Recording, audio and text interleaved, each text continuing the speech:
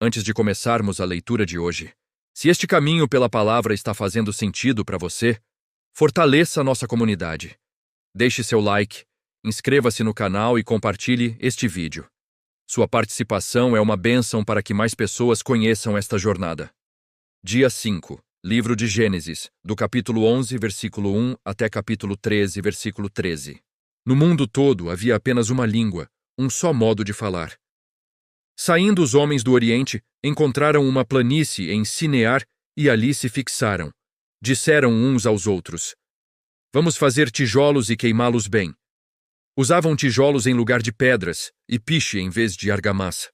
Depois disseram: "Vamos construir uma cidade, com uma torre que alcance os céus. Assim nosso nome será famoso e não seremos espalhados pela face da terra." O Senhor desceu para ver a cidade e a torre que os homens estavam construindo. E disse o Senhor: "Eles são um só povo e falam uma só língua." E começaram a construir isso. Em breve nada poderá impedir o que planejam fazer.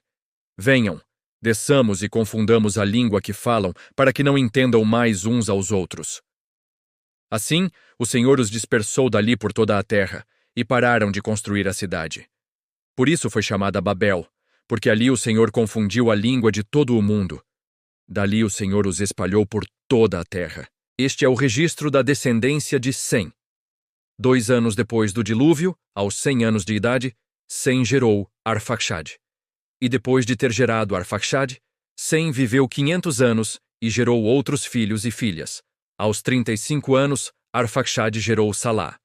Depois que gerou Salá, Arfaxade viveu 403 anos e gerou outros filhos e filhas. Aos 30 anos, Salá gerou Éber. Depois que gerou Éber, Salá viveu 403 anos e gerou outros filhos e filhas. Aos 34 anos, Éber gerou Peleg. Depois que gerou Peleg, Éber viveu 430 anos e gerou outros filhos e filhas. Aos 30 anos, Peleg gerou Reu. Depois que gerou Reu, Peleg viveu 209 anos e gerou outros filhos e filhas. Aos 32 anos, Reu gerou Serugue. Depois que gerou Serugue, Reu viveu 207 anos e gerou outros filhos e filhas. Aos 30 anos, Serugue gerou Naor. Depois que gerou Naor, Serugue viveu 200 anos e gerou outros filhos e filhas. Aos 29 anos, Naor gerou Terá. Depois que gerou Terá, Naor viveu 119 anos e gerou outros filhos e filhas. Aos 70 anos, Terá havia gerado Abrão, Naor e Harã. Esta é a história da família de Terá. Terá gerou Abrão, Naor e Harã. E Harã gerou Ló. Harã morreu em Ur dos Caldeus, sua terra natal, quando ainda vivia Terá, seu pai. Tanto Abrão como Naor casaram-se. O nome da mulher de Abrão era Sarai, e o nome da mulher de Naor era Milca. Esta era filha de Harã, pai de Milca e de Iscá. Ora, Sarai era estéril, não tinha filhos. Terá tomou seu filho Abrão, seu neto Ló, filho de Harã, e sua nora Sarai, mulher de seu filho Abrão. E juntos partiram de Ur dos Caldeus para Canaã. Mas, ao chegarem a Harã, estabeleceram-se ali. Terá viveu 205 anos e morreu em Harã. Então o Senhor disse a Abrão: "Saia da sua terra, do meio dos seus parentes e da casa de seu pai, e vá para a terra que eu lhe mostrarei. Farei de você um grande povo e o abençoarei. Tornarei famoso o seu nome, e você será uma bênção. Abençoarei os que o abençoarem, e amaldiçoarei os que o amaldiçoarem. E por meio de você, todos os povos da terra serão abençoados." Partiu Abrão, como lhe ordenara o Senhor, e Ló foi com ele. Abrão tinha 75 anos quando saiu de Harã. Levou sua mulher Sarai, seu sobrinho Ló, todos os bens que haviam acumulado, e os seus servos, comprados em Harã. Partiram para a terra de Canaã, e lá chegaram. Abrão atravessou a terra até o lugar do carvalho de Moré, em Siquém. Naquela época, os cananeus habitavam essa terra. O Senhor apareceu a Abrão e disse: "À sua descendência darei esta terra." Abrão construiu ali um altar dedicado ao Senhor, que lhe havia aparecido. Dali prosseguiu em direção às colinas a leste de Betel, onde armou acampamento, tendo Betel a oeste e Ai a leste. Construiu ali um altar dedicado ao Senhor e invocou o nome do Senhor. Depois Abrão partiu e prosseguiu em direção ao Neguebe. Houve fome naquela terra, E Abrão desceu ao Egito para ali viver algum tempo, pois a fome era rigorosa. Quando estava chegando ao Egito, disse a Sarai, sua mulher: Bem sei que você é bonita. Quando os egípcios a virem, dirão: Esta é a mulher dele. E me matarão, mas deixarão você viva. Diga que é minha irmã, para que me tratem bem por amor a você e minha vida seja poupada por sua causa. Quando Abrão chegou ao Egito, viram os egípcios que Sarai era uma mulher muito bonita. Vendo-a, os homens da corte do faraó a elogiaram diante do faraó, e ela foi levada ao seu palácio. Ele tratou bem a Abrão por causa dela. E Abrão recebeu ovelhas e bois, jumentos e jumentas, servos e servas e camelos. Mas o Senhor puniu o faraó e sua corte com graves doenças, por causa de Sarai, mulher de Abrão. Por isso, o faraó mandou chamar Abrão e disse: O que você fez comigo? Por que não me falou que ela era sua mulher? Por que disse que ela era sua irmã? Foi por isso que eu a tomei para ser minha mulher. Aí está a sua mulher. Tome-a e vá. A seguir, o faraó deu ordens para que providenciassem o necessário para que Abrão partisse, com sua mulher e com tudo o que possuía. Saiu, pois, Abrão do Egito e foi para o Neguebe, com sua mulher e com tudo o que possuía, e Ló foi com ele. Abrão tinha enriquecido muito, tanto em gado como em prata e ouro.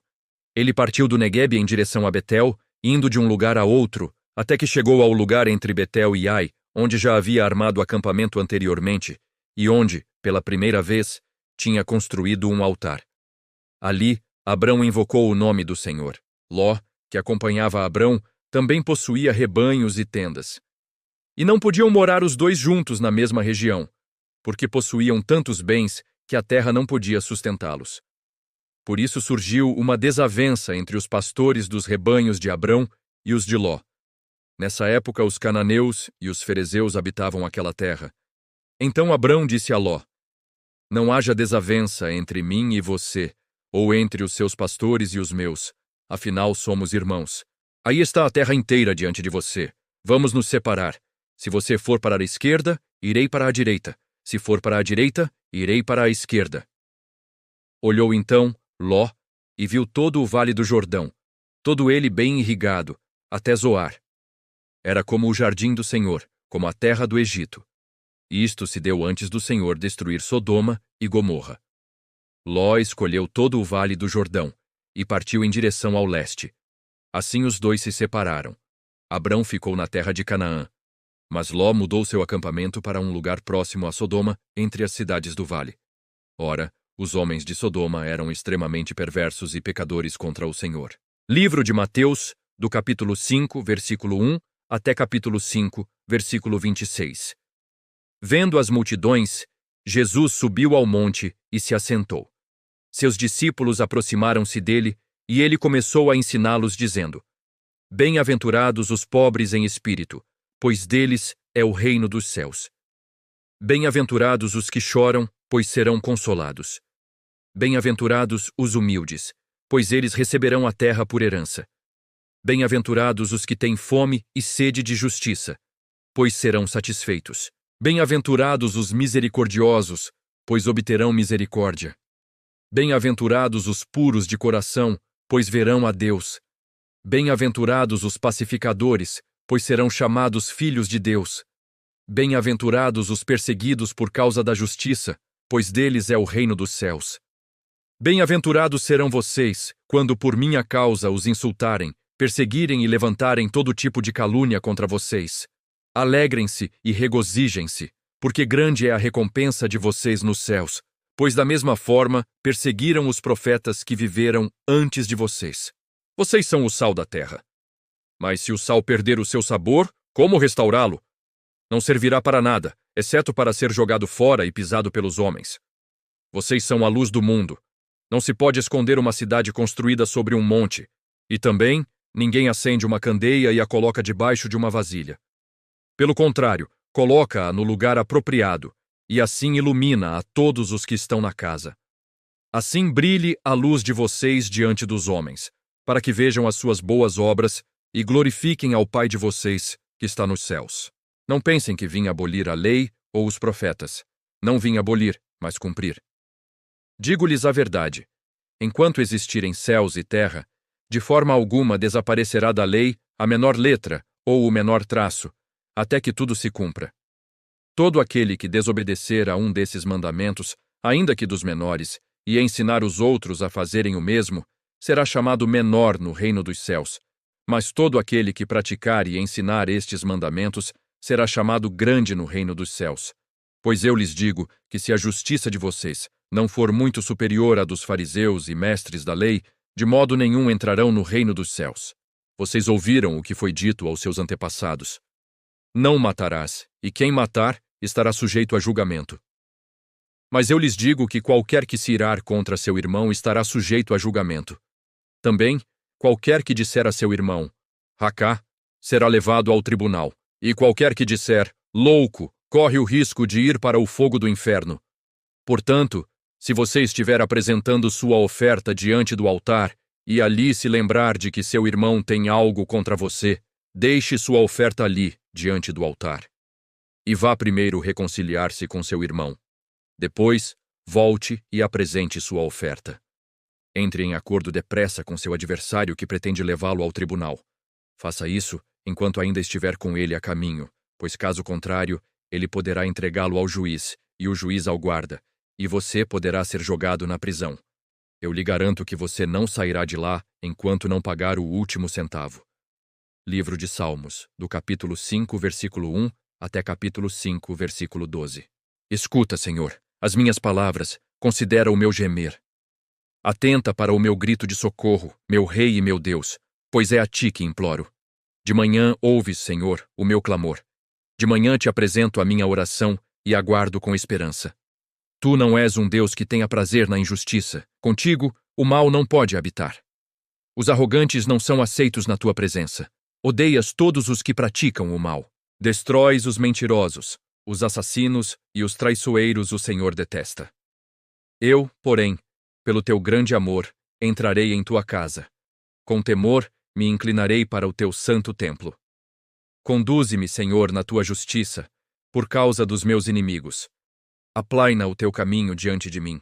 Nos lábios deles não há palavra confiável. Suas mentes só tramam destruição. Suas gargantas são um túmulo aberto. Com suas línguas enganam sutilmente. Condena-os, ó Deus. Caiam eles por suas próprias maquinações. Expulsa-os por causa dos seus muitos crimes, pois se rebelaram contra ti. Alegrem-se, porém, todos os que se refugiam em ti. Cantem sempre de alegria. Estende sobre eles a tua proteção. Em ti exultem os que amam o teu nome. Pois tu, Senhor, abençoas o justo, o teu favor o protege como um escudo. Livro de Provérbios, do capítulo 1, versículo 24, até capítulo 1, versículo 28. Vocês, porém, rejeitaram o meu convite. Ninguém se importou quando estendi minha mão. Visto que desprezaram totalmente o meu conselho e não quiseram aceitar a minha repreensão, eu, de minha parte, vou rir-me da sua desgraça. Zombarei quando o que temem se abater sobre vocês, quando aquilo que temem abater-se sobre vocês como uma tempestade, quando a desgraça os atingir como um vendaval, quando a angústia e a dor os dominarem. Então vocês me chamarão, mas não responderei. Procurarão por mim, mas não me encontrarão. Que a palavra semeada hoje, da Torre de Babel ao Sermão do Monte, edifique sua vida. Agradeço sua audiência fiel. Que Deus os guarde e os conduza em sua promessa, assim como guiou Abrão. Até amanhã.